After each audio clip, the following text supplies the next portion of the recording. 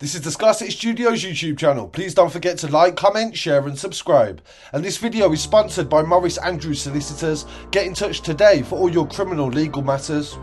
I really appreciate you joining me today, and these are some updates coming from Birmingham and the West Midlands. The first story comes from Washwood Heath. On May the 13th, which was 2 days ago, police sealed off a petrol station after reports that gunshots were fired.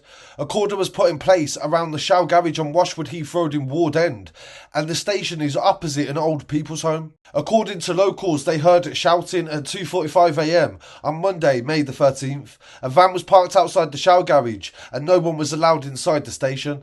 Police were seen searching the petrol station for evidence during the day, and there was extra patrols in the local area. The latest update on that story is that CCTV inquiries are underway, and the police have said that they're in the early stages of an investigation and will urge anybody who has any information to come forward.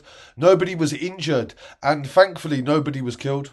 Teams of officers were conducting searches of Washwood Heath Road, and yellow evidence markers were placed on the forecourt of the station, and the police were examining the station thoroughly.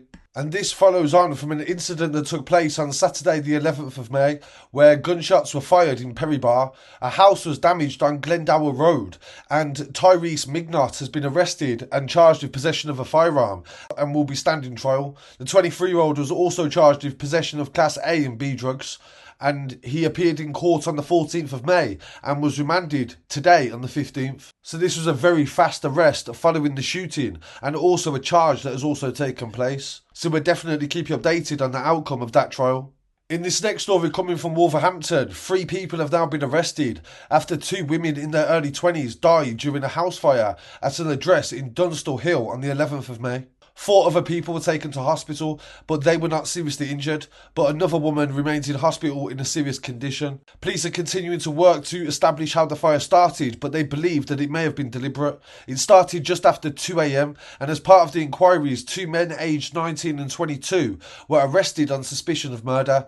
They've now been granted extra time to question them. They have also now detained a 46-year-old man who is understood to be known to one of the victims, and he will be questioned for murder too. A scene remains in place, and there are inquiries going on to ascertain exactly what happened via the fire service. Chief Inspector Richard Fisher from the Wolverhampton Police Department said 2 women tragically lost their lives, and our thoughts are with their loved ones at this very deeply distressing time. We know how upsetting this is for everybody in the community, and we are working sensitively to find out the cause of this terrible fire. So I want to send my condolences to the family and friends of these 2 victims who are yet to be named, and we'll definitely keep you updated on any updates that come from the police in relation to this case. And in some more news, some Operation Target involving a 17-year-old who can't be named for legal reasons and has been jailed this week for 4 years at Birmingham Crown Court after pleading guilty to possession of a firearm and also ammunition. Police carried out a search warrant at a home in Windsor Green on the 14th of December 2023, and they arrested the teenager and discovered the loaded gun inside the property. The checks confirmed that he was a viable and live firearm, and he was subsequently charged and remanded into custody.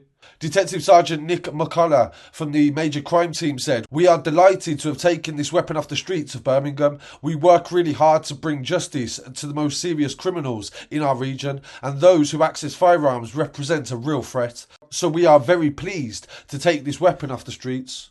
And this follows another man actually being convicted and jailed for 8.5 years in a separate case, but in the Winson Green area also.